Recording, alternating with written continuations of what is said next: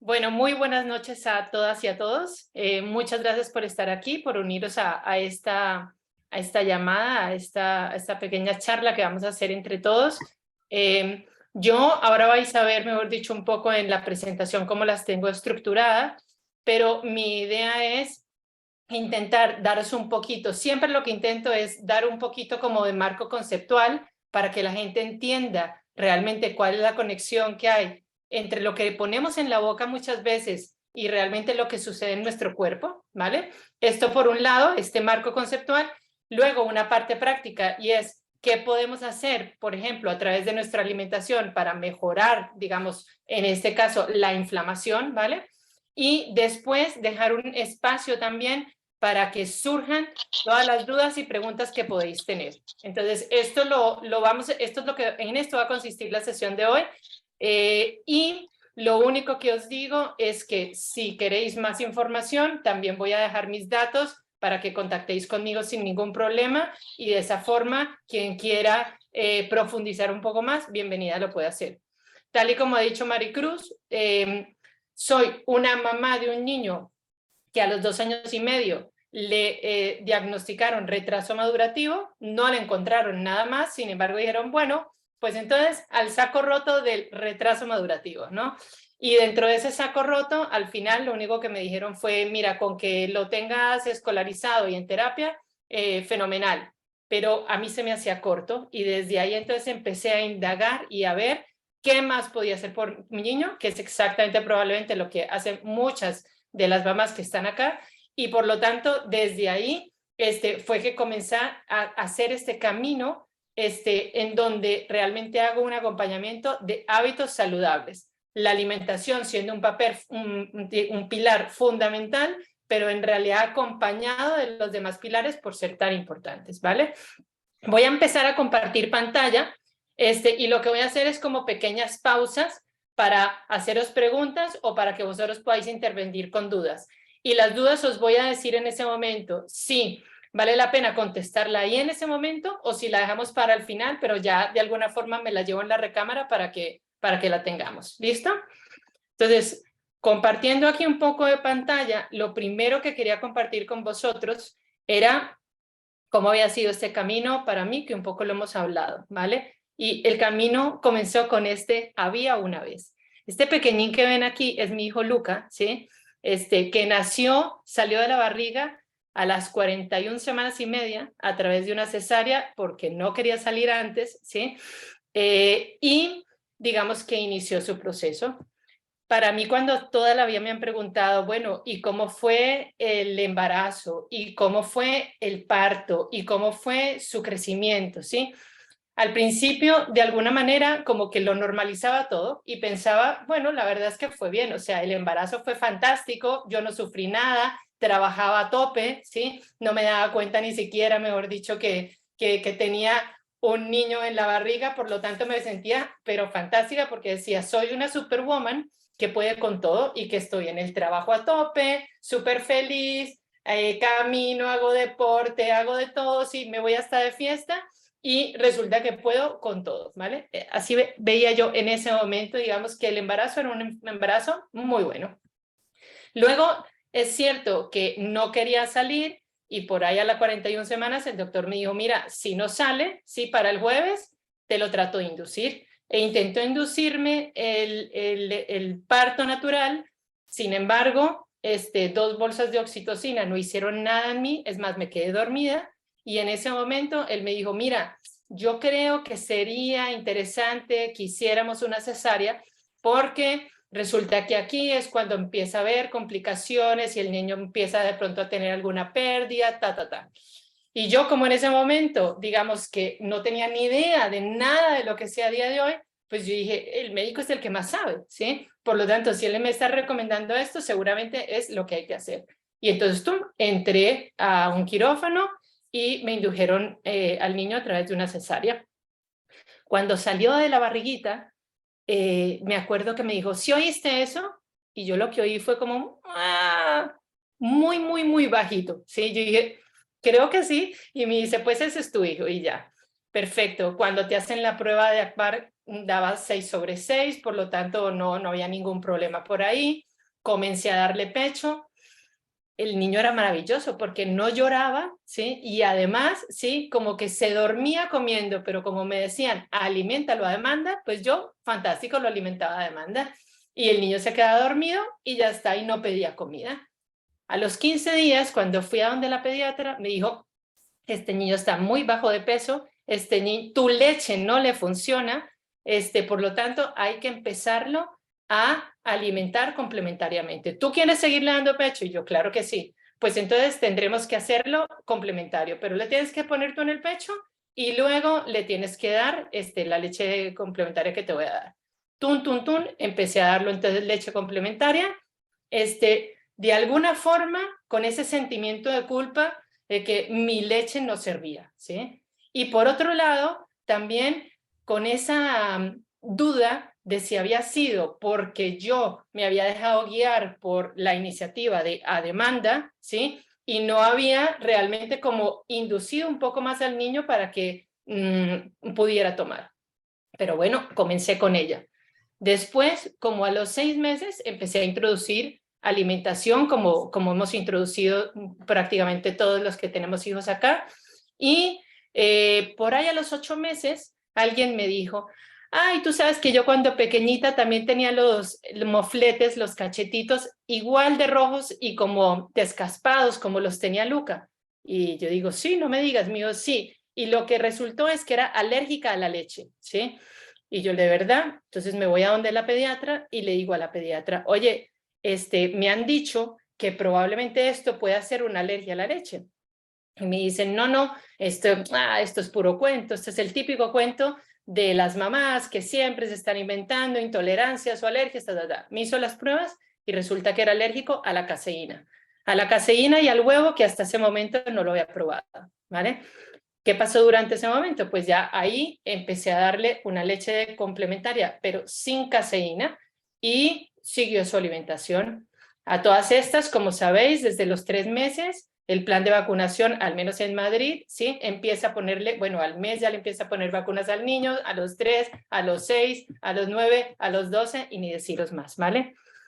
Y yo diría que siendo un niño que nació como muy despierto y muy despabilado, pues en algún momento empezó a irse más hacia su mundo. Y su mundo era muy feliz, gracias a Dios sigue siendo muy feliz. Sin embargo, era un mundo de desconexión. Cuando entró al jardín infantil fue cuando me dijeron, mira, yo no sé, además de no hablar, porque con 2 años y medio no hablaba nada, la verdad es que no es un niño que siga el grupo, es un niño que si no le interesa, pues él prefiere irse para su lado.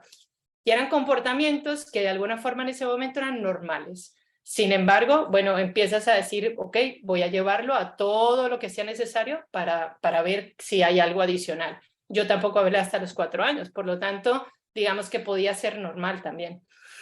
Y fue en ese momento, después de llevarlo a través de la medicina privada y después a la pública, en donde por fin alguien me dijo que no, que sí tiene algo, que hay que verlo realmente con un neuropediatra, ¿sí? Le hicieron todo tipo de pruebas y aunque no dieron exactamente con un rótulo en general, pues lo metieron al saco roto de retraso madurativo. Todo esto, ahorita vais a ver por qué os lo cuento, ¿vale? Pero todo esto sin duda alguna marcó mi vida. Marcó mi vida porque me tuvo que llenar de una aceptación que es muy difícil realmente para una mamá, de aceptar pues que tu hijo, ¿sí? Se sale de la normalidad o de lo que muchas veces está en tu cabeza como que debía ser. Por otro lado, ¿sí? Se sale porque me da la posibilidad de abrirme a un campo, ¿sí? Que nunca probablemente hubiera abierto en mí, ¿sí? Y es un campo de muchísima mayor conciencia, ¿sí? Un campo de orientación a la salud y del bienestar. Y de ahí viene todo el estudio que he hecho en materia de hábitos saludables, con énfasis principalmente en alimentación, en salud intestinal y en microbiota. Ahora vais a ver, pero probablemente hay muchas cosas de las que he dicho que pueden llegar a tener alguna relación con lo que algunas de las que están aquí pueden haber tenido. Por lo tanto, vamos a ver qué es lo que sucede en nuestro cuerpo. Como os decía, Hoy quería hablaros, por un lado, digamos, de qué pasa cuando la barrera intestinal, ¿sí?, se abre, es hiperpermeable, ¿vale? La barrera intestinal, al igual que todas las barreras que tenemos en el cuerpo, son permeables. ¿Esto qué significa? Que por ahí tienen que entrar ciertos nutrientes a nuestro cuerpo, como puede ser el oxígeno, como pueden ser el agua, o como pueden ser las vitaminas, los minerales y los macronutrientes, ¿vale? Pero también esa barrera tiene que tener la capacidad de no dejar entrar aquello que es nocivo para nuestra salud. Y cuando la barrera es hiperpermeable, pues deja entrar cualquier cosa. Y esto es un poco lo que lo que quiero es que entendáis un poco cuál es el fondo de lo que hay aquí. Esta hipermeabilidad intestinal, ¿sí?, tiene mucho que ver también con la permeabilidad de la barrera hematoencefálica, ¿sí? ¿Cuál es la barrera hematoencefálica? Es la barrera que cubre a nuestro cerebro y a nuestro sistema nervioso. Por lo tanto, acá, si bien es cierto que no es la única razón por la cual la barrera hematoencefálica se puede abrir un poco, es una de las principales razones por las que se abre. Y aquí vamos a poder identificar realmente, bueno, si hay algo que yo pueda hacer desde la alimentación para que ese cerebro de mi hijo o de mi hija o de nosotros mismos sea más sano y no tenga un nivel de inflamación que no debería tener. Y de ahí vamos a saltar a, bueno, ¿qué es lo que produce esta hiperpermeabilidad intestinal? ¿Vale? Para que entendamos desde ahí. El primer punto que hay que controlar cuando tenemos una permeabilidad intestinal o cuando hemos llegado, digamos, a estas diferentes fases, es la de controlar la inflamación intestinal. De ahí que esta charla, digamos, principalmente se va a enfocar ahí. Pero también lo que quiero es que entendáis cómo se controla esta inflamación intestinal, ¿sí? Y específicamente desde la alimentación, que es el punto más sencillo, pero también probablemente uno de los de mayor impacto, cómo lo podemos hacer. Y por último, vamos a hacer un breve repaso de todas las pautas que desde mi punto de vista debemos intentar seguir para construir esa salud y ese bienestar y esa baja inflamación que nos va a permitir no estar en la enfermedad, sino realmente estar en el bienestar. Por lo tanto, si vamos al siguiente, a ver un minuto que esto no me está, mira, aquí es que me lo va a poner así. Bien. Perfecto. Si vamos un poco a entrar ya en materia, ¿cuáles son las barreras que creéis que tenemos en nuestro cuerpo que están en contacto con el exterior? Y ya os he dado un par de pistas, ¿sí? ¿Cuáles barreras dentro del cuerpo creéis que están en contacto con nuestro exterior? Y por favor, decirme. La piel, ¿no? La piel es una, claro, claramente, ¿sí? Pensar que es el órgano más grande que tenemos, ¿sí? Y está en exposición, contacto con completo con el exterior, ¿vale? ¿Qué pasa con los niños que tienen usualmente problemas en su neurodesarrollo? Pues que también tienen problemas de eczema, ¿sí? O de problemas en la piel, ¿vale? De ahí que vemos que la inflamación de una barrera, ¿sí? Como puede ser la de la piel, puede también estar relacionada porque está unida con la inflamación, en este caso, por ejemplo, de la barrera hematoencefálica, ¿vale? ¿Qué otra barrera tenemos en el cuerpo? La boca. La boca, muy bien. Entonces, y dentro de la boca, ¿sí? Todo el aparato digestivo, si lo ponéis a pensar, o sea, dentro de la boca hay muchísimo contacto con el medio exterior, pero al final, ¿qué pasa? Todo nuestro tracto digestivo, ¿sí? Y estamos hablando principalmente del estómago y del intestino, tanto delgado como grueso, ¿sí? Están en contacto completamente con el exterior, porque lo que entró por aquí, hasta que no sale por allá, sigue en contacto con el exterior, ¿vale? Por lo tanto, aquí vemos que el intestino y el estómago, por ejemplo, al igual que la boca, son órganos, son tejidos en los que existen bacterias, existen virus, pueden existir parásitos, ¿sí? Porque al final hay microbiota, al igual que en la piel, ¿vale? ¿Qué otra barrera puede haber en nuestro cuerpo?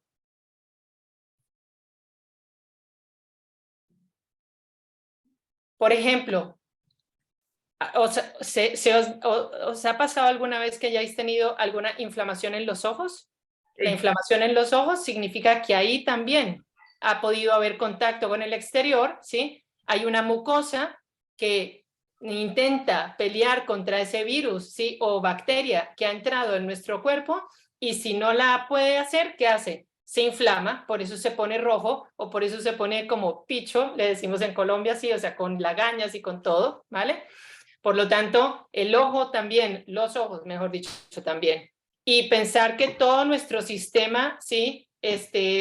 Genital también está en contacto con el exterior, ¿vale? En cada uno de ellos, ¿sí? Hay presencia de mucosa, por un lado, y hay presencia también de parásitos, bacterias, virus, etc. Cada uno de ellos tiene una composición de microbiota que lo ayuda a protegerse. Pero también estamos hablando de una última barrera, que es la barrera hematoencefálica, ¿vale? Y esta es la que protege a nuestro cerebro. Esta barrera, si bien tiene otro tipo de mucosa, ¿vale? Esta también nos previene de que al cerebro puedan llegar, por ejemplo, parásitos. Y sin embargo, sabemos que hay problemas de autismo, por ejemplo, que están muy relacionados con parásitos en el cerebro. ¿Cómo llegó un parásito al cerebro si realmente esa barrera es tan fuerte y no debería dejar que hubiese pasado para allá? Pues todo esto es parte de ese abrir y cerrar de estas barreras, ¿sí? Más de la cuenta. ¿Qué sucede cuando la barrera que tenemos, ¿sí? Se permea? Cuando una barrera se permea, y el ejemplo más fácil es con el intestino, ¿sí? Se permea más de la cuenta.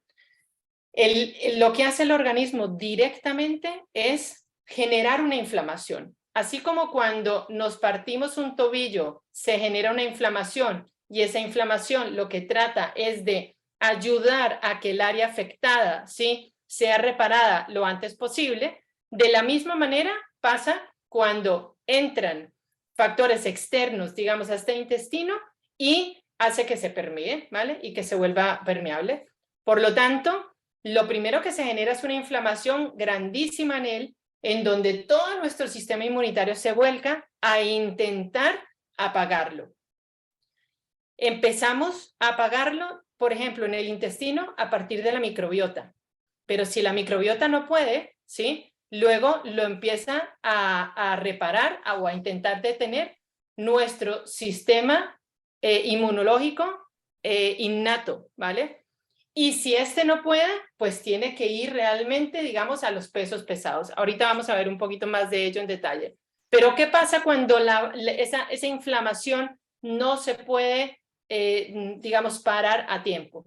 Directamente, cuando no hacemos esto, esa inflamación se va al resto del cuerpo.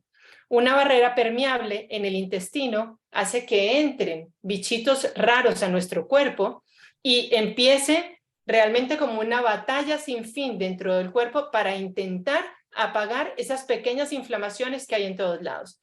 Pero imaginaros el sistema inmune, que si trabaja localizadamente le queda mucho más fácil abordar un problema como estos. Sin embargo, cuando tiene fuegos en todos lados porque hay factores patógenos externos que no deberían estar alrededor de todo nuestro cuerpo, pues al final lo intenta, pero no puede. Y esto a su vez hace que, como todas las barreras están unidas, pues las demás barreras también contengan hasta el punto en que ya no pueden contener más y se empiecen a abrir.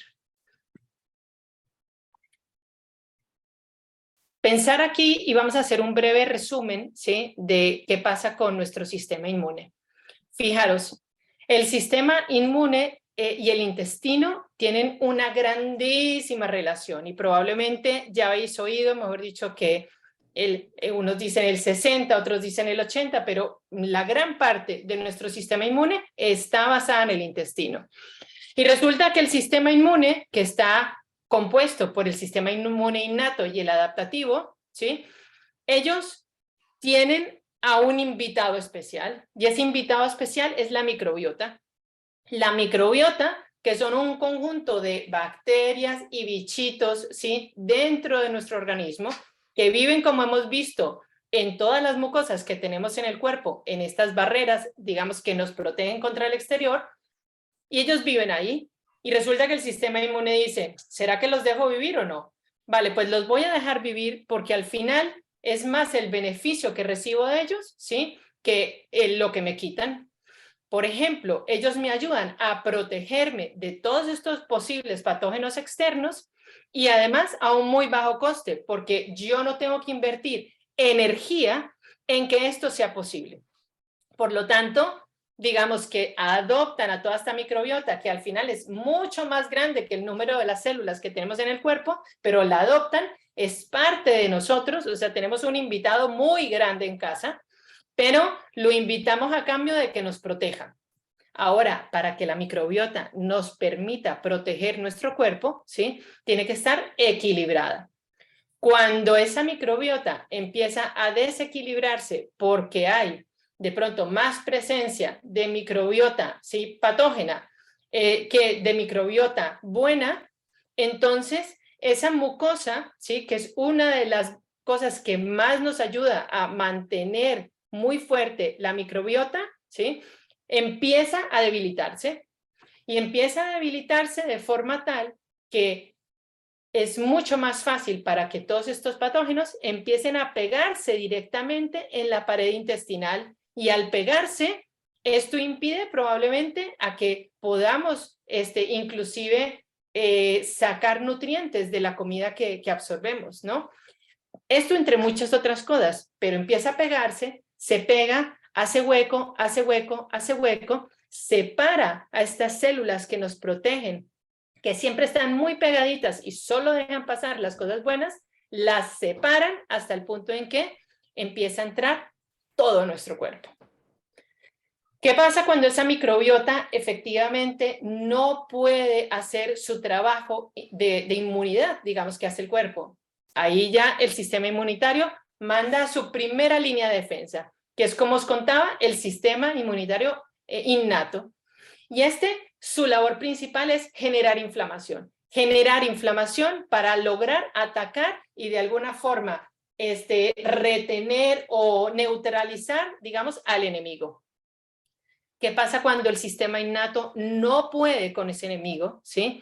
Y ya han pasado 4 o 7 días y esto nada que lo logro recomponer, pues le toca entrar al sistema inmunitario adaptativo, que ahora os cuento de él, ¿sí? Le toca pasar que ya saca realmente, hace cuenta, como la artillería pesada, y esa artillería pesada la saca para poner realmente en una alarma muy roja el cuerpo, para poder inflamar, ¿sí?, neutralizar, matar, eliminar y de alguna forma ya ahí sí poder recuperar o resanar aquellas partes que han quedado malheridas, digamos, por la inflamación. ¿Por qué al sistema inmunitario no le gusta sacar esta artillería pesada? Porque esta artillería pesada es una artillería que es muy costosa a nivel energético para el cuerpo. Y el sistema inmune sabe que lo más importante es cuidar la energía de nuestro cuerpo, porque al final esta está muy relacionada con la, digamos, con la sobrevivencia, supervivencia que podemos tener como seres humanos. Si hay una inflamación grandísima en el cuerpo, el sistema inmune directamente lo que empieza a hacer es a apagar otros sistemas menos importantes para poder concentrarse en atacar y neutralizar a nuestro enemigo. Y cuando digo, ¿qué significa apagar otros sistemas? Por ejemplo, hay muchas personas que cuando están en este problema grande de inflamación crónica, directamente su sistema reproductor, por ejemplo, se elimina. No pueden tener bebés, no pueden encargar un bebé. ¿Qué pasa cuando está muy, muy inflamado? Puede llegar a pasar que lo que apaga es el sistema de desintoxicación del cuerpo, porque no es una labor fundamental para la supervivencia. Ojo, la energía la está utilizando en donde es necesario para sobrevivir. Por lo tanto, pensar todo lo que sucede cuando dejamos entrar realmente, digamos, estos bichitos malos a nuestro cuerpo, que a la vez nos van a llevar a que nuestro sistema inmune tenga que sacar esta artillería pesada. Si vamos al siguiente, ¿sí? Vamos a ver qué es lo que sucede. Fijaros que en el gráfico se ve muy bien. Aquí, todas estas células que están muy pegaditas y solo dejan pasar lo bueno, se están protegidas porque a la vez estos pequeños filamentos que son los que captan los nutrientes, ¿sí? Están protegidos por la mucosa. Cuando esto no es así como está acá, ¿sí? Todos estos filamentos se empiezan a endurecer, a poner débiles, no tienen la capacidad de reacción que tienen antes, además se les empiezan, como digo, a quedar pegados la caseína y el gluten, por ejemplo, o las diferentes toxinas, y esto hace que empiecen a funcionar mal y que se abran huecos. Y estas células, mirar, que antes eran robustas, ¿sí? Y permitían pasar solo lo que debía pasar, pues en este momento no lo dejan pasar. Por lo tanto, todo lo que viene de dentro de nuestro intestino, que no es bueno, como puede ser la caseína, el gluten, las toxinas, los microorganismos, y en microorganismos ya sabéis, estamos hablando de virus, bacterias, parásitos, hongos, etc. Alimentos sin digerir, porque los alimentos que no podemos digerir adecuadamente simplemente se convierten en tóxicos también para nuestros cuerpos. Son residuos que en principio deberían pasar al intestino grueso y salir de nuestro cuerpo. Sin embargo, si tenemos esa barrera abierta, se van a ir directo a nuestra sangre. Y los fármacos, ¿vale? Entre ellos podemos hablar de los componentes, por ejemplo, que tienen las vacunas. ¿Qué pasa? Todo esto entra a nuestro cuerpo y dependiendo del tiempo que nosotros tengamos abierta esta barrera, pues nos puede venir malas absorciones de nutrientes, enfermedades autoinmunes, alergias o intolerancias alimenticias, inflamación crónica, obviamente, y debilitamiento de las otras barreras, y en este caso especialmente la barrera hematoencefálica.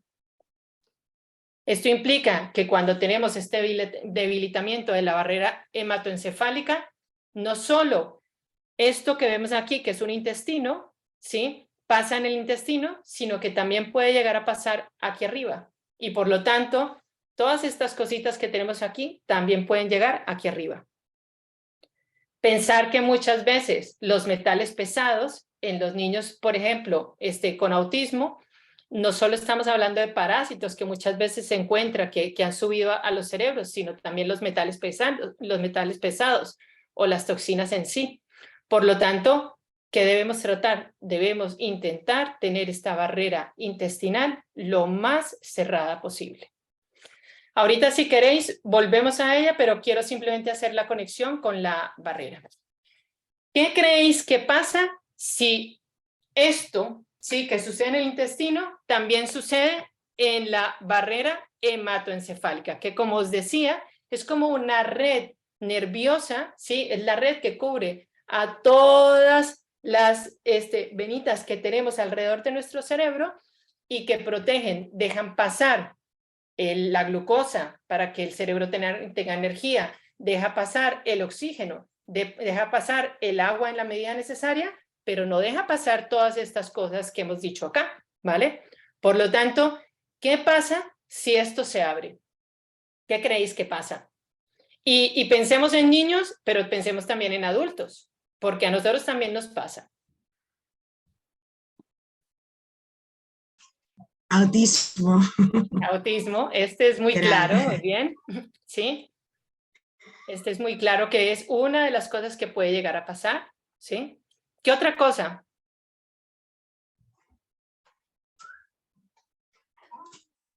Venga, alguien más que se anime. La inflamación cerebral. La inflamación cerebral. Y en términos de síntomas, Maricruz, ¿alguna vez te has sentido con el cerebro un poco inflamado? Porque yo, después de una buena resaca, sí que lo he sentido. Claro, por supuesto. ¿Qué síntoma puedes haber sentido? Nerviosismo. Nerviosismo, nubosidad mareo, mental, ¿verdad? Niebla mental. confusión mental, poca capacidad de concentración, la sensación de menos energía intelectual, ¿no? Completamente. No es un buen momento para jugar al ajedrez. Definitivamente, exactamente. Sí, es así. Imaginaros para los pobres niños de aprender, ¿sí? O de poder desarrollar el lenguaje o ese tipo de cosas. Es complicado, ¿vale? Por lo tanto, aquí lo que es muy importante tener en cuenta es que, como os he dicho, la barrera, todas las barreras están unidas. Y es cierto que el intestino juega un papel fundamental en la barrera hematoencefálica, pero también viceversa. Hay veces esta barrera no se abre solamente por un tema de inflamación o permeabilidad intestinal, que obviamente es un factor importante, pero imaginaros que se abre porque ha habido una situación de estrés muy alta, ¿sí? O de una situación que, sí, que ha sacado un trauma, ¿vale? Esto también abre la barrera hematoencefálica, por ejemplo. Y cuando la barrera hematoencefálica se abre, a la vez se puede abrir la barrera del intestino. O sea, que digamos que trabajan, como decíamos, todas están unidas. Por lo tanto, si una está abierta y no se resuelve rápidamente, es muy probable que la otra sí se me abra también y entonces el daño sea aún mayor. Porque una vez abro las demás barreras, es como que ahí sí tengo muchos incendios en todo el cuerpo. A que no habíais oído hablar probablemente de las glías, ¿vale? ¿Qué son? Son células que tenemos en el cerebro, ¿sí? Que usualmente las células de las que hemos oído, ¿sí? Se llaman neuronas y ya, pero resulta que tenemos muchas más glías que neuronas. Estas glías son las encargadas realmente de cuidar, digamos, a nuestras neuronas, cuidar para que ellas funcionen adecuadamente. Por lo tanto, ¿qué pasa? ¿Y qué son las glías? Al final son células inmunitarias. Por lo tanto, digamos que podríamos decir que el cuerpo tiene un sistema inmune, pero el cerebro o el sistema nervioso tiene un sistema inmune propio, solito de ellos. Y este está compuesto por las glías principalmente. ¿Y qué nos permiten, digamos, estas glías o para qué funciones? ¿Cuáles son sus funciones? Por un lado, o sea, principalmente proteger a las neuronas, ¿vale? Sin embargo, no es solo proteger a las neuronas, sino ayudar finalmente en la generación de nuevas neuronas, generar la desintoxicación, ¿sí? Del cerebro para que esas neuronas puedan funcionar bien y crear nuevas vías de comunicación entre las neuronas para que todo nuestro cerebro funcione adecuadamente. Las glías, como células inmunológicas, pasa lo mismo que con las células inmunológicas que tenemos en el intestino. Cuando ellas ven que hay algo que puede producir un gran problema, se ponen en modo proinflamatorio. Y por lo tanto, cuando están en modo proinflamatorio, pues sus tareas del día a día, ¿sí? Que son esta de producir neuronas, conexiones, quitar todos los residuos, etcétera, estas funciones no las puede realizar o no las puede realizar adecuadamente. Pensar que si eso pasa un día de resaca, pero el resto de la semana nos portamos bien, pues de pronto todo esto se recompone fácilmente y no pasa nada, ¿vale? Sin embargo, cuando esto está abierto de manera prolongada, pues ahí es cuando vienen los problemas de fondo, ¿sí? Desde el Alzheimer y la demencia, ¿vale? Pero también los problemas, por ejemplo, de aprendizaje, de TDAH, de muchas cosas que puede parecer en nuestros niños, ¿vale? Entonces, ¿qué es lo que causa esto? Hemos hablado ya algunas de ellas y lo interesante es que, a diferencia de lo que pasa con un tobillo, en donde se genera dolor y por esa razón, ¿sí? Lo inmovilizamos y sabemos que tenemos que cuidarlo, en el cerebro no se produce dolor. Entonces, podemos tener neuroinflamación, sin embargo, no hay nada que nos indique esa neuroinflamación, más que sus síntomas. Los síntomas de los que estamos hablando los comentamos hace un ratito, ¿sí? La niebla mental y el cansancio, cuando es muy prolongado en el tiempo, la falta de memoria, los problemas de conducta, porque al final la conducta, ¿sí? Pues también viene de acá. El problema de un problema de una conducta de una persona que realmente uno dice, pero no entiendo por qué no es capaz, ¿sí? Pues resulta que ¿de dónde viene? De un problema de aquí, de neuroinflamación. Problemas de aprendizaje, problemas de lenguaje, migrañas sostenidas, y pongo la adicción al azúcar también, porque uno dice, bueno, pero ¿y qué tiene que ver esto con lo demás? Pues resulta que cuando uno está neuroinflamado, ¿sí? Lo primero que pide el cerebro es, por favor, dame energía de la fácil, de la rápida. O sea que es un adicto el cerebro realmente, porque no puedo y tengo que estar batallando con todo esto que tengo encima. Entonces pide mucho azúcar. Y de ahí que pongo este tema de la adicción al azúcar. Porque, ojo, una adicción al azúcar podría estar relacionada con una neuroinflamación también. Todos estos, como veis, son síntomas. No significa que si yo tengo falta de memoria esté neuroinflamado, ¿vale? Y no significa que si yo tengo migrañas esté neuroinflamado. Ahora, hay muchas papeletas a que esto pueda llegar a ser. Y como os digo, hay muchas papeletas en que esto esté unido con nuestro intestino. Por lo tanto, vamos a centrarnos un poquito ahí. Si queréis, paso por esta que habla un poco de qué es lo que produce la hiperpermeabilidad intestinal, y aquí hago un corte para ver si tenéis dudas sobre esta parte que es más contextual, y luego voy a entrar ya en la parte de, bueno, ¿y qué podemos hacer? Empezando por nuestro intestino. Muy bien. Entonces, ¿qué es lo que produce esta hiperpermeabilidad intestinal? Como visteis, ¿sí? El factor fundamental es que la microbiota no pudo hacer su trabajo adecuadamente. Por lo tanto, ahí estamos hablando de una disbiosis. La palabra disbiosis significa una falta de equilibrio en la microbiota que yo tengo en mi intestino. Más bichitos malos, menos bichitos buenos, ¿sí? Bichitos buenos que no están trabajando al 100%, versus unos bichitos malos que cuando, por ejemplo, les doy mucha azúcar, están encantadísimos porque se están fortaleciendo, multiplicando y apagando a los bichitos buenos que puedo llegar a tener, que me ayudan ahí a contrarrestar, ¿vale? Esto es la principal razón, ¿vale? O sea, que uno tiene que cuidar la microbiota, pero esa microbiota, al final uno dice, bueno, pero ¿cómo cuido a este gran amigo que tenemos dentro del cuerpo? Pues principalmente manteniendo desinflamado a nuestro intestino. ¿Qué produce la hipermeabilidad? Pues esta inflamación de nuestro intestino o la inflamación de otras barreras.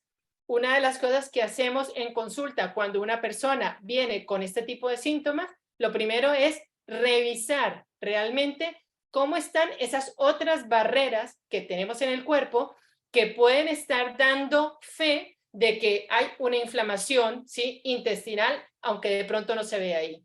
Hay personas que lo pueden ver, pero de pronto no se logra ver fácilmente. Y sobre todo cuando uno está hablando de niños, ¿sí?, que de pronto no se quejan o de pronto no se les ve, pues es más difícil, ¿no? Es como todo muy intangible. Pero cuando uno ve que el niño tiene problemas de aprendizaje, que tiene problemas en la piel y que resulta que sus cacas, ¿sí?, hay veces de diarrea, hay veces de estreñimiento, ¿sí?, o que tiene el estómago inflamadito, etcétera, etcétera, pues uno ahí puede decir, mira, aquí hay una hiperpermeabilidad intestinal. Alteración de la mucosa intestinal y de la microbiota, que la comentamos. El gluten, la caseína y el alcohol se pegan a esos filamentos que tenemos en el intestino, ¿sí?, y no permiten realmente que pasen las cosas adecuadas a nuestro cuerpo, ¿vale? El estrés y el trauma, que también lo mencionamos, o la toma prolongada de ciertos medicamentos, como pueden ser los antibióticos, los AINES, ¿sí?, que son todos estos antiinflamatorios no esteroideos, como puede ser el ibuprofeno, la aspirina, el paracetamol, ¿vale? Los laxantes, porque un laxante, al igual que un antibiótico, hace un barrido de toda nuestra microbiota, ¿sí? O los antiácidos, porque si no tenemos el estómago acidificado, esto impide que haya como una barrera protectora, una primera barrera protectora de posibles bichitos que puedan entrar a nuestro cuerpo. ¿Qué le pasa a las personas que tienen Helicobacter pylori? ¿Sí? La primera causa por la cual tienen Helicobacter pylori, un sobrecrecimiento de Helicobacter pylori, es porque no tienen suficiente ácido en el estómago. Si uno no tiene suficiente ácido en el estómago pueden vivir bichitos que de otra forma no podrían vivir. Y si viven ahí, pues se traspasan a otros lados, se generan sobrecrecimientos bacterianos, etc., etc. ¿Vale? Hasta aquí. ¿Ha quedado más o menos claros? ¿Tenéis dudas, preguntas? No, yo creo que está, vamos, para mí está muy, muy claro. ¿Vosotras tenéis dudas, preguntas? Chicos, chicas. No, de momento no. Yo ya lo que tengo muchas ganas, Liliana, es que nos cuentes de lo que es la parte práctica del día a día, que fue lo que realmente te movió a ti hacia este trabajo tan bonito del detox, ¿no? Genial, buenísimo. Pues hacia allá voy entonces, ¿vale? Genial. Mirad, el primer paso, el paso número 1 de todo esto, pues es controlar la inflamación. Y esta inflamación la controlamos, ¿sí? A través, a ver, ya está. A través de bajar esta inflamación y recuperar la flexibilidad metabólica, que es donde me voy a concentrar el día de hoy. Luego, una vez tenemos esto más o menos bajo control, podemos ir al siguiente punto, que es cuidar la microbiota y la mucosa intestinal. Luego, si tenemos estos dos primeros puntos bien controlados, ahí sí podemos entrar a reforzar la eliminación de parásitos, bacterias, metales pesados o residuos, ¿vale? Y después de esto, digamos que eso sí lo podemos ir trabajando en paralelo en todas las etapas, es cuidar todo nuestro sistema parasimpático, nuestro nervio vago, ¿vale? Y para eso, toda la terapia que hacéis con Maricruz, por ejemplo, es una gran ayuda para este último punto. Pero fijaros que muchas veces las personas que tenemos niños, ¿sí? Con alguna dificultad y que vemos todo esto, pues empezamos por la eliminación de parásitos, porque es lo primero que nos dicen, ¿sí? O con la repoblación, digamos, de la microbiota. Y resulta que es como construir la casa por el techo. Si yo empiezo a quitar parásitos o bacterias o metales pesados o lo que sea, pero sigo teniendo mi microbiota en mal estado, sigo teniendo un desbalance, muchos bichitos malos, digamos ahí, ¿sí? Sigo teniendo este desbalance o sigo teniendo esta inflamación, primero el sistema inmune, ¿sí? Cada vez lo estoy desgastando más. Y segundo, todo el tiempo van a seguir entrando bichitos a mi cuerpo, o sea que va a ser como una batalla sin fin, ¿vale? Y esto sí que me puede llevar a problemas más graves. Por lo tanto, lo primero que hay que tener bajo control es la inflamación intestinal. De ahí que lo que intento proponer yo siempre en mis programas, y fijaros que mis programas usualmente no van dirigidos a personas que tengan problemas con su neurodesarrollo ni con el sistema nervioso, ¿sí? Sino simplemente programas en donde trato de enseñar a mantener unos hábitos saludables para tener a la enfermedad lo más alejada posible, ¿vale? Y poder vivir lo mejor que se pueda en bienestar. Y esto lo hago principalmente a través de la alimentación. ¿Cómo? A través de una dieta antiinflamatoria, ahorita os voy a dar mucho más detalle, ¿sí? Que nos va a permitir hacer varias cosas a la vez. Por un lado, una dieta que me permita una fácil digestión. Cuando yo tengo una fácil digestión, estoy incidiendo que haya menos residuos en mi cuerpo. Y cuando genero menos residuos en mi cuerpo, ¿sí? Ayudo a que haya menos autointoxicación. Esta fácil digestión muchas veces también se da simplemente en no comer alimentos que nos sientan mal o que tienen antinutrientes, que a mí esos antinutrientes están haciendo que, por un lado, los nutrientes no entren a mi torrente sanguíneo y, por otro lado, que no me permitan, ¿sí? Que me generen más residuos y, por lo tanto, más toxicidad. Y por último, lo más importante, desinflamar, ¿vale? Y ahorita vamos a ver en detalle un poquito en qué consiste este tipo de dieta para que entremos ya a vuestras preguntas sobre este tema. Luego, el siguiente punto en donde probablemente uno debería tratar de enfocar. Hago, por un lado, quito todo lo que es inflamatorio y trato de aumentar todo aquello que es desinflamatorio. Y aquí simplemente he puesto algunos ejemplos de algunas cosas que me ayudan a desinflamar.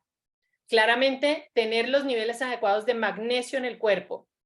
El omega 3, que es importantísimo, al igual que la vitamina D, por ejemplo, es importantísimo para mantener a nuestro cuerpo lo más desinflamado posible. Pensar que el omega 3 es de lo primero que nos dan cuando hay alguien que tiene problemas de neurodesarrollo, ¿vale? O sea que no es solo importante para la desinflamación del cerebro, sino también para la de todo nuestro cuerpo. Los bioflavonoides, ¿sí? Como el resveratrol o la curcumina, ¿sí? O inclusive la manzanilla o el apio o el perejil, ¿sí? Que es la apigenina, que nos permiten realmente tener una mayor cantidad de antiinflamatorios por un lado y de antioxidantes por el otro lado, ¿vale? Por lo tanto, aquí es cierto que algunas veces los podemos meter a través de alimentos, algunas veces los tenemos que meter a través de suplementación. Con niños pequeños, probablemente a través de alimentos, ¿sí? Es suficiente, a no ser de que, por ejemplo, con un omega 3, ¿sí? Digamos, mira, hay que reforzar porque esto es algo que yo sé que a través de la alimentación no voy a ser capaz de llegar a los puntos a los que debería llegar. Y luego un punto que también es súper importante, ¿sí? Y esto, digamos que se tiene que coger con pinzas para los niños, pero sí que en los adultos es un esencial, ¿vale? Y es mejorar la flexibilidad metabólica y el descanso digestivo. ¿Qué es la flexibilidad metabólica? La vamos a ver a continuación, pero la flexibilidad metabólica está basada en que mi cuerpo no se acostumbre a solo generar energía a partir de glucosa que ingiero, ¿vale? La glucosa podemos ingerirla a través de los alimentos, ¿sí? Ya sean los carbohidratos, ¿sí? O los azúcares, o también la puedo generar en mi propio cuerpo a través de la transformación de grasas, ¿vale? O a través inclusive también del cambio que yo puedo hacer sobre las proteínas en el cuerpo.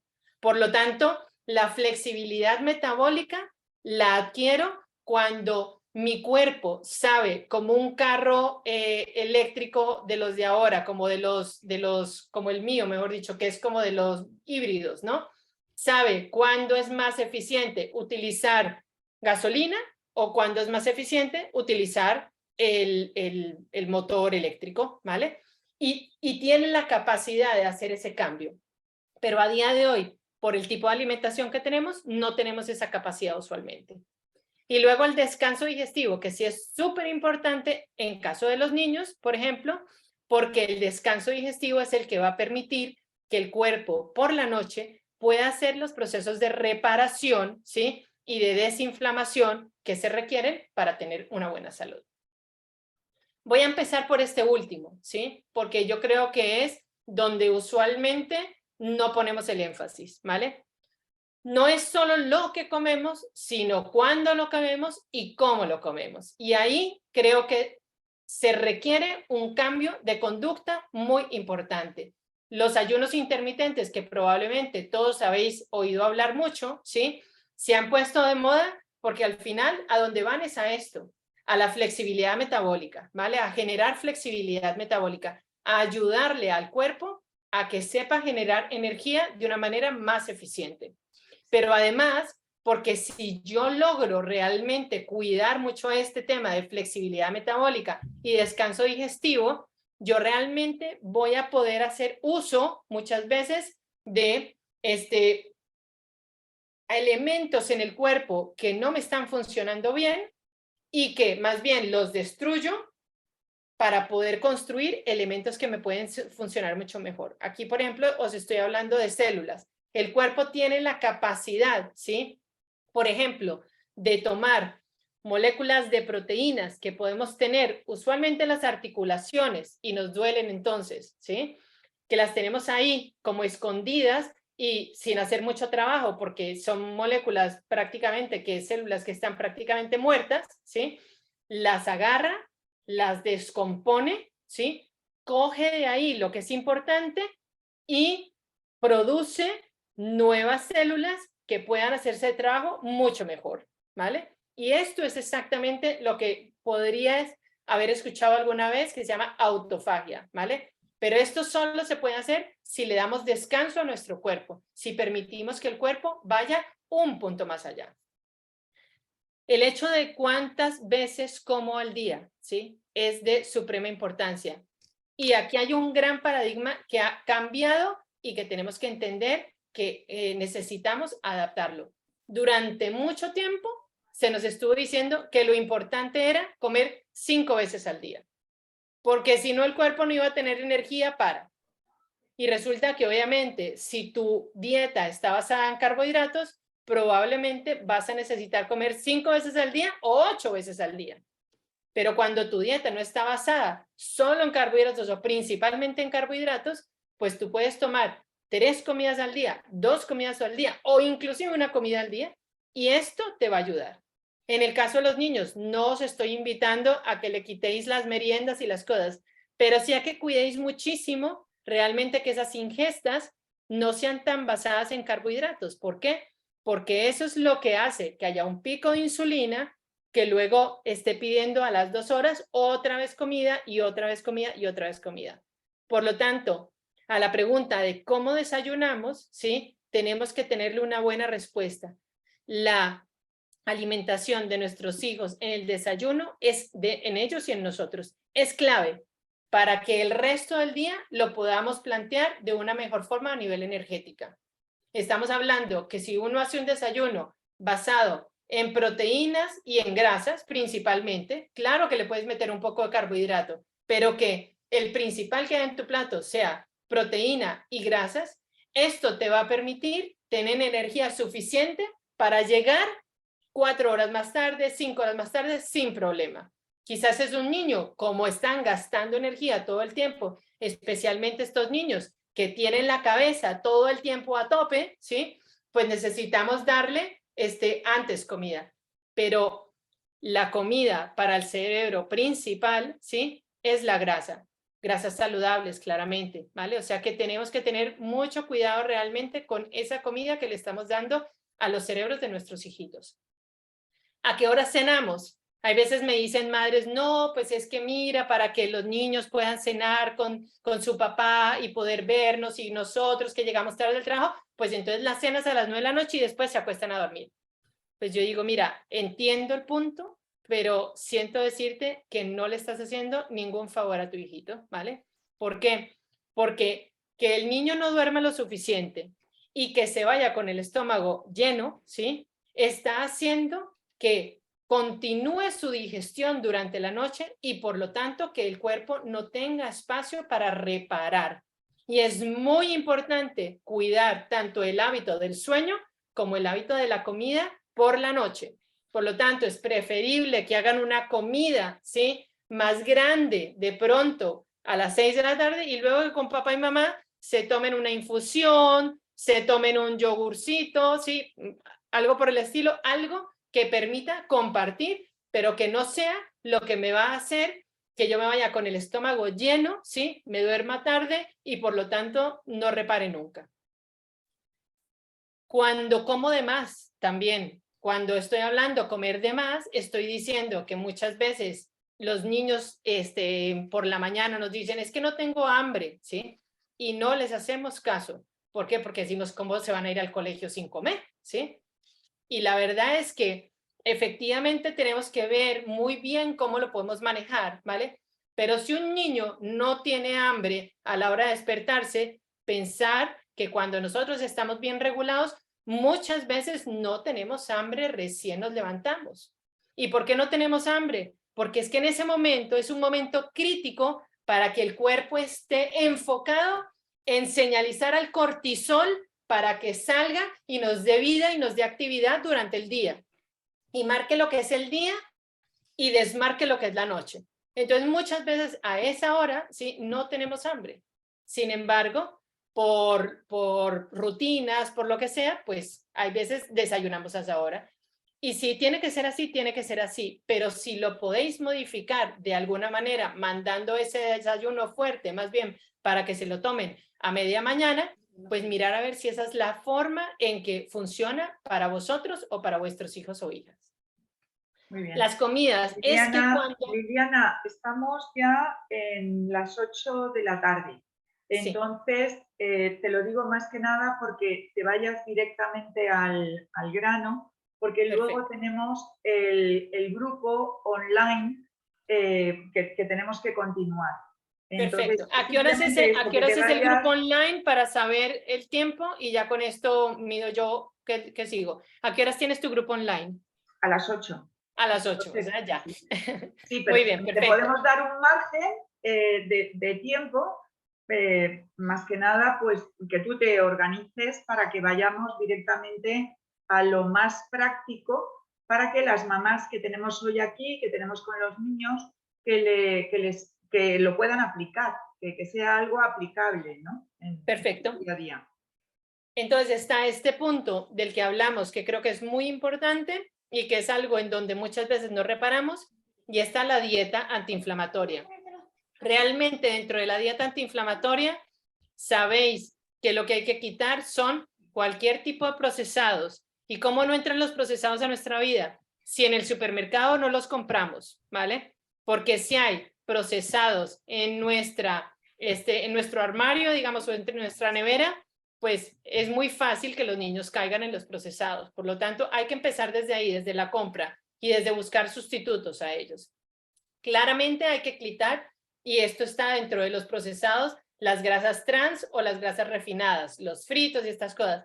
Que de vez en cuando haya un frito, no pasa nada, pero que nuestra comida no esté basada en grasas refinadas o en grasas trans.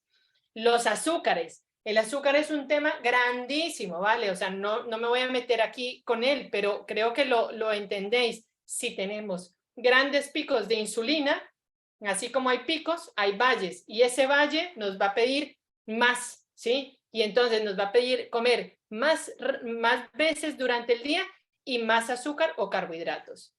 Los almidones simples, ¿por qué? Porque muchas veces tenemos el foco en el azúcar, porque es lo que nos han dicho toda la vida, pero no en el almidón simple. Por lo tanto, la pasta, el arroz, la bollería, el pan, ¿sí? Es algo que realmente necesitamos conseguir sustitutos para ellos. Las bebidas para los mayores alcohólicas, para los niños azucaradas o los zumos, ¿sí? Esto es pura azúcar para el cuerpo y por lo tanto no nos sirve para nada. Los embutidos, ¿sí? Y los alimentos de difícil digestión o que generan intolerancias. De ahí que las cosas que yo siempre quito en mis rutinas antiinflamatorias o en mis procesos detox para niños o adultos, ¿sí? Son todos los procesados que tienen estas cosas. Los lácteos, el gluten, quito también el café y sobre todo para que los adictos se den cuenta de quién controla esa relación, si el café a ellos o ellos al café. Y luego las carnes rojas o los embutidos porque son de difícil digestión.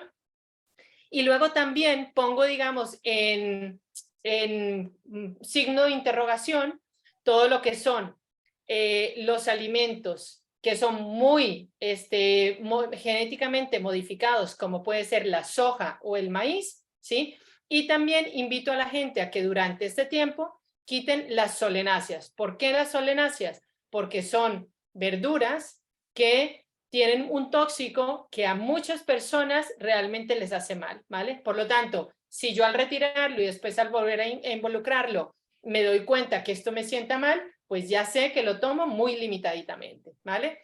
Por lo tanto, aquí las solenáceas son la berenjena, los tomates, los pimientos y las patatas, ¿vale? Y las legumbres es algo que también digo, ojo con las legumbres. Las legumbres, si me sientan bien, no hay ningún problema, pero si me sientan mal, me dejan con digestiones pesadas, me dan flatulencias, ¿sí? O me generan hinchazón, pues probablemente es algo que tengo que retirar, ¿sí? Y que tengo que saber manejar en qué momento las puedo incluir.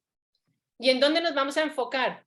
principalmente en que ese plato sea balanceado, que tenga mucha verdura. Y ya sé que esto es un cuento con los niños, pero es un cuento que nos armamos como sociedad, porque las verduras se pueden hacer deliciosas para que todos los niños las coman también. Y hay que empezar a invitarlos, sí, de a poquitos para que las coman, pero de esa forma volvemos algo que la sociedad ha vuelto como que, ay, los niños no comen verduras, no les gustan las verduras, lo volvemos es algo que está introducido en nuestro menú diario. Las verduras, porque su fibra es un elemento fundamental para la microbiota, ¿vale? Las frutas también, pero en menor medida. Fijaros que lo que hacemos es muchas veces con respecto a los niños, dar mucha fruta y dar poca verdura, porque nos genera menos problema, ¿no? La fruta es dulce, a los niños les encanta, entonces fenomenal porque tiene vitaminas y minerales, pero resulta que tiene vitaminas, tiene minerales, puede tener fibra también, pero tiene mucha azúcar y tiene mucha fructosa especialmente. Y la fructosa, sí, puede generar muchos problemas para el pobre hígado. Por lo tanto, con las frutas, con cuidado. Luego, verduras, sí, carnes blancas, pescados azules, ideales, pescados blancos también, huevos, sí, y como digo, legumbres, según le siente a cada uno. Grasas saludables, sí, mucha grasa saludable, quitémonos de la cabeza esto que nos han dicho sobre las grasas que son malas, sí, las hay malas como las hemos visto, pero lo que es un aguacate, un aceite de coco, un aceite de oliva, un ghee, que es la mantequilla clarificada, el omega 3, que lo tenemos que incluir como un suplemento usualmente, las nueces, las semillas, ¿sí? Son elementos que tenemos que introducir en nuestro día a día. Las olivas, solitas también. Y luego los cereales. Cereales, fijaros, estamos acostumbrados a que el cereal lo proporcionamos a través de las pizzas, la pasta, el pan o el arroz muchas veces, y resulta que hay cereales que realmente tienen mucho más nutrientes, como pueden ser el mijo, el trigo sarraceno, la quinoa, el arroz pero más integral, ¿vale? El amaranto. Hay muchos otros cereales que nos pueden funcionar. Y luego yo utilizo mucho las especies, porque las especies son las que me ayudan a darle vida también a todos estos platos, esta combinación que yo debería tener aquí, que va a dar realmente los minerales, las vitaminas y todos los fitonutrientes que yo quiero tener. Del gluten y la caseína ni siquiera os voy a hablar y os dejé aquí porque creo que esto es algo que está muy trillado, pero si hay alguien que no lo tenga suficientemente trillado, hay dos, digamos, audios que tengo en donde explican muy bien por qué para nadie es interesante comer gluten, ¿sí? Y por qué para nadie es interesante tampoco comer lácteos. ¿Qué significa eso? ¿Que los tengo que dejar? No, pero que cuando hay inflamación los debería dejar. Por lo tanto, para un niño que sabemos que tiene problemas de aprendizaje, ojo, no azúcar, no gluten, no lácteos, ¿vale? Y si queréis, ahí está mi teléfono y está mi cuenta también de Instagram, porque con esto, sí, hacerle una pantalla si queréis, y con esto os mando estos audios en donde vais a tener la información que la verdad os va a decir perfectamente por qué es que no nos interesa ni a nosotros ni a nuestros hijos. Para la microbiota, simplemente probióticos, prebióticos, almidón resistente, que es algo que no alcanzo a entrar esta vez, y mucho caldo de hueso, aloe vera, glutamina, zinc y antioxidantes, porque esto nos va a ayudar a que nuestra mucosa intestinal, sí, siempre esté fuerte. No te y si preocupes, tenemos la no te desinflamación y trabajamos Liliana, acá, ya nos vamos a la no te desintoxicación. preocupes de lo que no llegues en esta conferencia de hoy, porque te invitaré a en otro momento, en el mes que viene o en abril, cuando podamos encontrar fechas las dos, para que continúes con esta conferencia. O sea que no hay ningún problema. A lo que llegues, fenomenal, y donde no se pueda esta vez, pues lo haremos en otra conferencia distinta, que yo estoy encantada de volverte a invitar y estoy segura de que las personas que te están escuchando también, porque esta parte que viene ahora es la parte como más práctica, ¿no? La parte Claro. de aplicación cotidiana. Te dejo 5 minutitos más, ¿vale? mirar, a mí mis 5 minutos yo me voy a gastar 2 y dejo más bien otros 3 para vosotras para preguntas, ¿vale? Muy bien. Porque en términos de alimentación, simplemente lo que quería decir es, para mí lo importante es atacar esto, ¿vale? Si nosotros atacamos aquí, ya sabéis, detenemos el primer problema, el problema más gordo, que es la inflamación. Y ya ahí sí nos podemos ir al segundo problema que comentamos, que estamos hablando, que es cómo vamos a mejorar la microbiota y la mucosa intestinal. Pero, y después de ahí, si viene todo este tema de eliminar cualquier tipo patógeno que me pueda quedar dentro de la sangre, los parásitos, los metales pesados, lo que sea. Sin embargo, a lo que quería yo dedicar mi último minutico es a deciros las pautas, sí, además de la alimentación, que para mí son críticas. Y aquí hay varias, ¿vale? Yo me voy a centrar en un par. El cuidado del sueño. Probablemente con la misma importancia que tiene la alimentación, pondría el cuidado del sueño. En un niño que tiene neuroinflamación o cualquier persona que tiene inflamación en general, si no descansamos adecuadamente, si no le damos ese tiempo de reparación al cuerpo, pensar que es imposible realmente lograr, ¿sí?, revertir este círculo vicioso de inflamación. Por lo tanto, el sueño es un factor fundamental. Y si no duermen bien, precisamente porque esa neuroinflamación les tiene alterados, probablemente sus ritmos circadianos, o su nivel de serotonina, o de dopamina, o de cortisol, o de melatonina, pues entonces aquí hay que trabajar muy fuertemente. Entrar en ritmo con la naturaleza. La naturaleza, ¿sí?, es la que nos va a dar la pauta y el ritmo de qué es lo que debería estar haciendo el niño o la persona en cada momento. Cuando no estamos en sintonía con la naturaleza, nos dejamos llevar por un aire que realmente no es el aire de la salud, sino es algo que nos está desconectando de este bienestar. La modulación del estrés, ¿sí? Para mí, el estrés en los niños no se ve reflejado como en nosotros porque tenemos cuentas por pagar, porque tenemos peleas con el marido o porque tenemos una vida demasiado estresante por diferentes factores, ¿vale? No, no. El estrés en los niños se da cuando en casa él percibe, ¿sí?, un ambiente no amoroso, un ambiente que no está en consonancia realmente, en un ambiente no seguro. Por lo tanto, aquí para un niño de estos es muy importante, como las emociones positivas. Y como digo, la alimentación y la flexibilidad metabólica son vitales también para que todo el círculo se cierre. Maricruz, ahí acabo yo. Si hay preguntas, por favor que me las planteen y como tú bien dices, podemos plantear una siguiente. Te voy a leer un par de mensajes que nos han enviado. Uno es de Muy bien. Noel, que nos dice muchas gracias, muy interesante. Y otro es de Adriana Gómez, para todos, que dice muchísimas gracias, muy buena base para entender cómo alimentarnos. Genial, buenísimo. Muchas gracias, Noel y Adriana. Muy bien. Pues ¿Alguien nada, que tenga tenéis alguna duda o espacio, chicas, pregunta? para hacer preguntas. Yo me lo pido. Eso, muy bien. Anoté 4 aquí por arribita.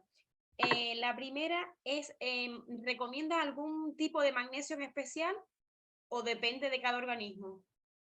No, en realidad, por ejemplo, el citrato de magnesio para mí es la forma en que hay más biodisponibilidad, digamos, de ese magnesio. Pero ojo, que aquí estoy hablando de adultos. Con niños creo que nos tenemos que ir a trabajarlo con alguien que te lo paute adecuadamente, ¿vale? O sea, sí sería un citrato de magnesio, pero tener cuidado con las dosis y esto. Aquí estoy hablando de adultos. En mi caso, por ejemplo, yo tomo uno, ¿sí? Tomo el de Solgar, que es magnesio con vitamina B6. Y fijaros que la pauta dice que hay que tomar 2 y hay personas que con 2 no le basta y entonces deben tomar 3.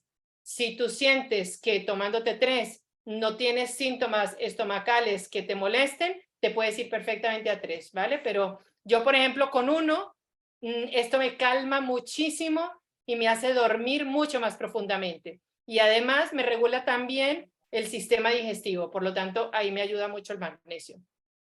Vale. Otra pregunta, ¿descanso digestivo en niños pequeños? descanso digestivo en niños pequeños, al menos 12 horas de descanso digestivo, que entre la hora el último bocadito de la cena, ¿sí? Y el primero de la mañana haya 12 horas de descanso. Eso es lo mínimo que todos deberíamos hacer, ¿vale? Sí, mi hijo cena a las 6:30 de la tarde y desayuna sobre las 6:30 más o menos. Eso sí Perfecto. lo tengo claro. Muy Otra bien. pregunta, ¿dieta keto en niños? No me gusta del todo. Tiene que haber algo específico y además se podría pautar, pero por un periodo muy controlado de tiempo, ¿vale? Porque un niño necesita todos los macronutrientes y tiene que tener uno mucho cuidado en que no vaya a fallar en estar estando deficitario nutricionalmente. Por lo tanto, si es muy acotado en el tiempo y por una razón en específica, puede ser. Pero ¿qué tiene que hacer uno? ¿Perdona? ¿En caso de epilepsia podría ser? En caso de epilepsia, por ejemplo, es uno de los casos en donde se recomienda, ¿sí? Se ven muy buenos resultados. Ahora, esto lo haría guiado por una persona experta que te lo sepa llevar muy bien, ¿sí? Y no lo dejaría por mucho tiempo de todas maneras, por la misma razón que te digo, y me iría más bien a una dieta low carb, que para mí sería el tipo de estilo de alimentación que yo más recomendaría.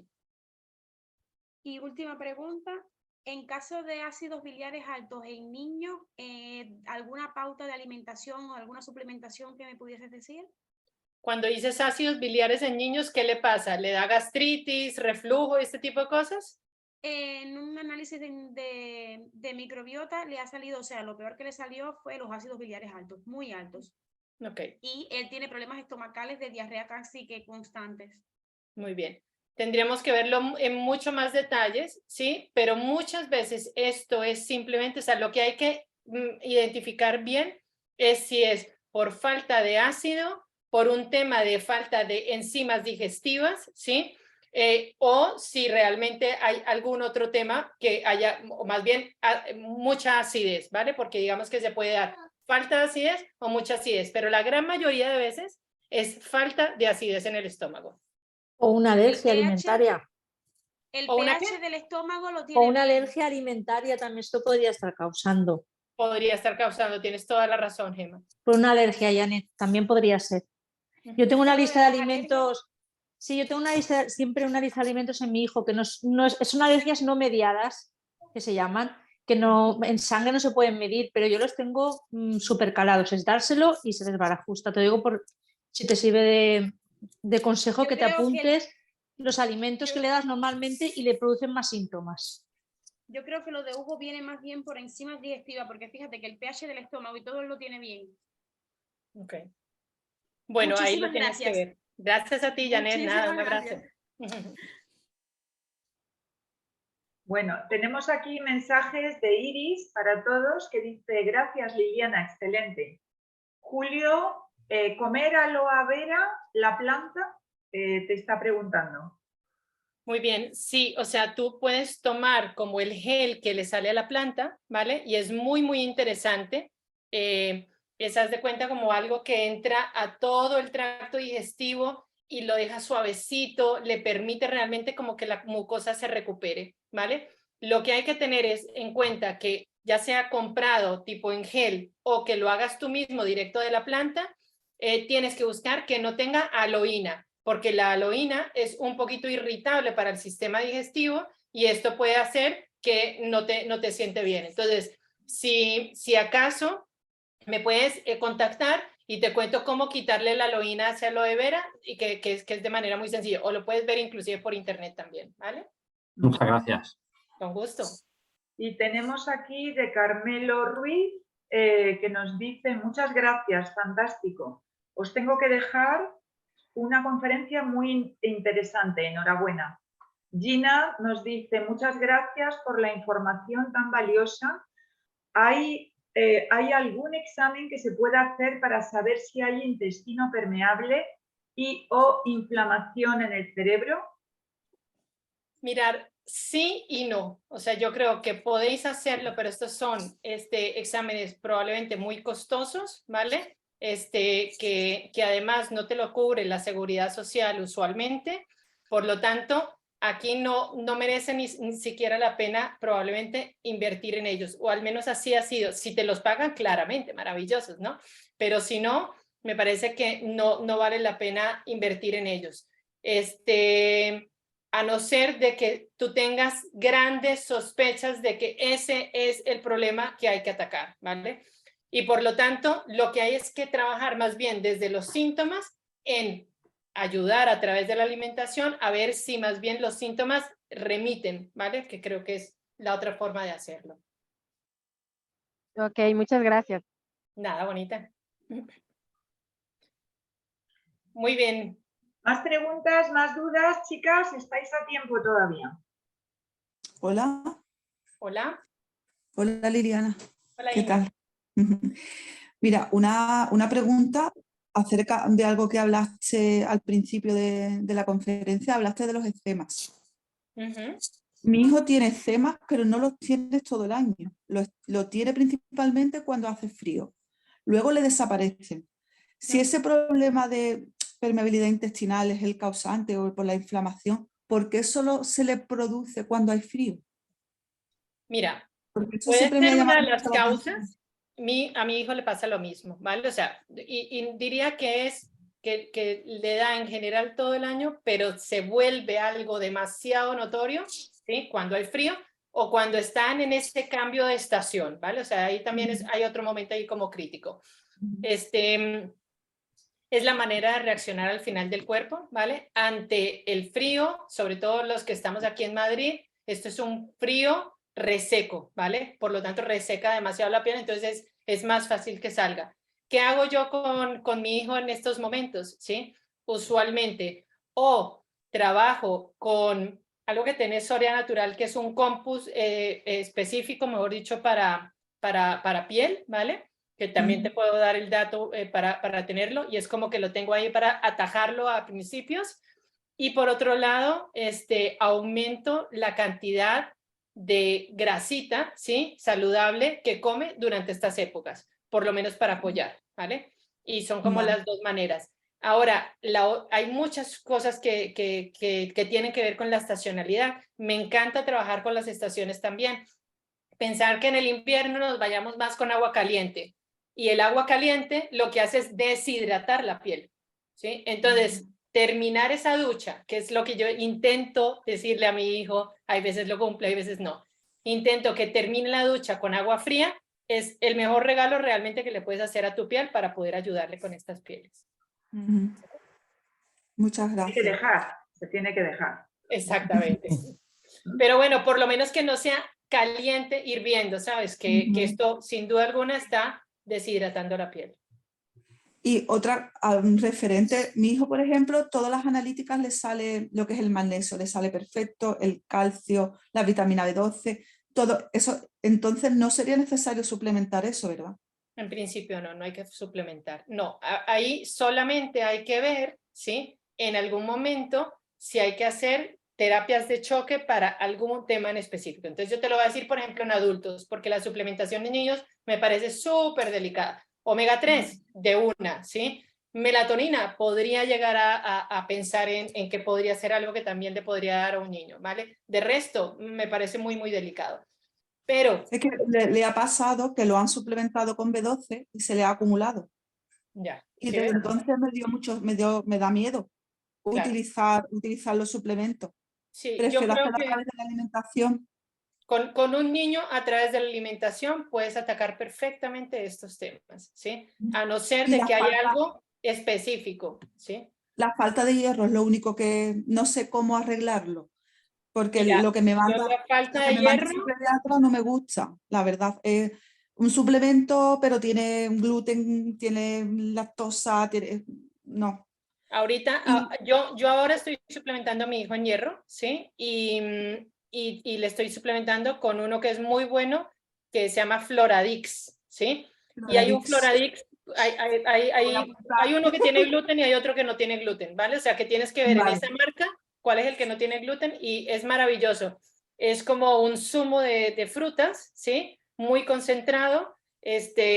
Yo lo empecé a tomar con él un poco para ver cuál era la reacción, ¿sí? Y con 2 o 3 días ya me sabe mucho a hierro las cosas, o sea que realmente es increíble como en algo sabroso y que no tiene realmente como mayor implicación, pues ya notas realmente como el subidón de hierro que me ha dado a mí. Muchas gracias, Liliana, muchas gracias. Con mucho gusto. Bueno, como no me has dejado presentarte, pues, y no me voy de aquí sin presentarte, yo lo que os quería contar es que Liliana trabajaba en una multinacional, era una alta ejecutiva y en un momento determinado, cuando se dio cuenta de que quería apoyar a su hijo, pues como muchas de vosotras, decidió que lo más importante era su hijo.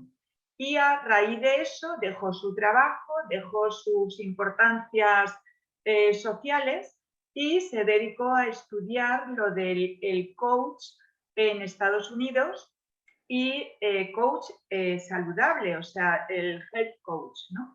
Y desde entonces ha sido muy divertido verla ir creciendo, porque claro, es que nos conocemos hace, pues no sé, como 12 años. Entonces, el irla ver cómo ha ido desarrollando, cómo ha ido creciendo en el ámbito, cómo se ha dado cuenta de lo importante que era cuidarse ella primero para poder ser para poder ser un buen pilar, no solo para sus hijos, sino también para su familia en general, para su marido, pero sobre todo darse cuenta de lo importante que era estar ella bien para poder ser pilar para los demás, ¿no? Y bueno, esto lo quería decir, Liliana, porque me parece precioso el verte pues con... Y luego otra cosa, cuando yo le decía lo del tema no gluten, no leche, no azúcar, y decía, pero esto es dificilísimo, esto es una cosa complicadísima, ¿cómo le voy a quitar yo el gluten, la leche, el azúcar a mi niño? Pues si es que tal y cual. Y entonces el que ella haya hecho todo este estudio para hacer fácil para otras mamás y para otros seres humanos, el ir haciéndolo desde las recetas, desde el cuidado, desde el yin, desde ese yin muy cuidadoso con todo lo que ella va tocando, a mí me llega al alma, la verdad, y me encanta verla así como está. Y te queda ahora una conferencia pendiente, que es la que más nos va a interesar, cosa que no quiere decir que esta no me haya encantado, sino una de recetas prácticas. A ver qué recetas hacemos en nuestra casa, con cosas ricas que no lleven gluten, no lleven leche, no lleven azúcar. ¿A que me apoyáis, chicas?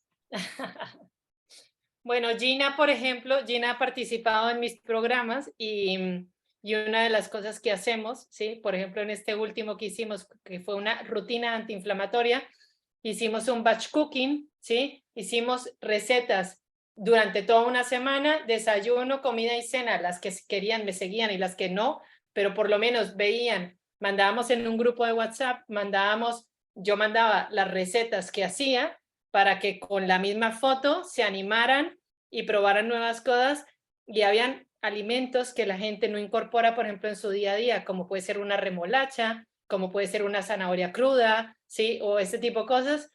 Y bueno, la gente era encantada. Uy, Liliana, ahora en mi casa todo el mundo quiere comer este boniato asado que has dicho que están increíbles. Ahora, Entonces, efectivamente, ahí hay mucho camino que recorrer, ¿sí? Esto, por ahorita, mientras lo organizamos, las que quieran entrar en contacto conmigo, ¿sí? Para organizarse de una manera, por ejemplo, con Gina lo vamos a hacer, pues bienvenidas, ¿vale? Pero yo todo esto lo hago desde ese amor, como dice Maricruz, de alguien que ha pasado por ese camino, que me ha parecido tortuoso, ¿sí? En su momento, y que me parece que hay unos elementos fundamentales. Uno, el saber el por qué.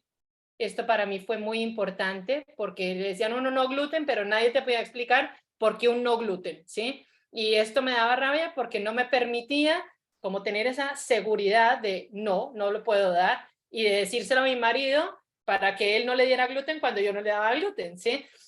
Por ejemplo, esa seguridad de entender bien el por qué. esa también seguridad de aprender el cómo, que es vital. Sí, entonces, bueno, pero ¿cómo hago yo si esto es una vida? O sea, si todos los elementos tienen gluten y tienen azúcar y tienen leche, ¿sí? ¿Cómo le hago yo una tarta a mi niño? Entonces, bueno, también entender el cómo, ¿sí? Y luego el tercer paso que me parece muy importante y que es donde trato de hacer yo siempre también el enfoque, y es que sea un cómo atractivo, saludable y delicioso, ¿vale? ¿Para qué? Para que es que a mí en la casa, ¿sí? Todos comemos por igual, no es algo que yo invito a los demás y ya está, no, todos mis hijos comen por igual, mi marido come por igual, todos comemos por igual, porque al final es la forma de haberlo presentado rico, sabroso y además nutritivo, la que me ha permitido que todos podamos irnos por la misma vía. Entonces, bueno, bienvenidas pues e intentamos hacer un programa así. Eso, tenemos pendiente eso. En plan rico, rico. Perfecto. Muy bien, chicas. Pues, gracias, Mariluz, gracias, chicas. Muchísimas gracias a ti, Liliana. Muchísimas gracias, que ha estado genial. Y te convocamos a una segunda de cosas ricas, ricas. ¿Vale? Perfecto, muy bien. Muy bien, pues un abrazo fuerte. muy grande, Liliana. Gracias. Y nosotras nos vemos cuando la conferencia de Liliana se haya transformado. No vaya a ser que ocurra como lo que ocurrió con el doctor Catalán. Entonces, por cierto, volvemos a tener conferencia con el doctor Catalán con el tema de dislexia y lateralidad para poder grabarla, para poder hacerlo. Y con Liliana, un abrazo muy grande. Chicas, nos vemos en Gracias. Gracias. Muchas gracias. Hasta luego. Adiós, Liliana. Gracias. Hasta luego. Chao, Gracias. Gracias. Gracias. Hasta ahora.